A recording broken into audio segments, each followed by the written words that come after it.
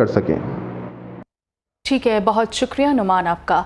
भवाना में traffic police कवानीन पर अमल दरामद कराने में नाकाम हो गई। कमसिन रिक्शा ड्राइवर की वीडियो सोशल मीडिया पर वायरल हो गई है। बच्चे की ड्राइविंग ट्रैफिक पुलिस की कारकर्दगी पर सवालिया निशान बन गई है। कम उम्र रिक्शा ड्राइवरों ने ट्रैफिक पुलिस भवाना की नाकिस कारकर्दगी का पोल खोल दिया।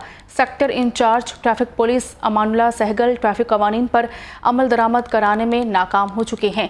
कम उम्र रिक्शा ड्राइवर्स ना सिर्फ अपनी ज़िंदगियों को ख़तरे में डालते हैं बल्कि राहगीरों की ज़िंदगियां भी दांव पर लगा देते हैं। ट्रैफिक कवानीन से नावाकिफ़ ये नन्हे रिक्शा ड्राइवर वन वे की खिलाफ वर्जी भी करते हैं बल्कि ये हादसात का भी मौजब बनते हैं। ट्रैफिक पुलिस भवाना ने कमसिन रिक्शा ड्राइवरों को मौत बांटने की खुली छुट्टी दे रखी है।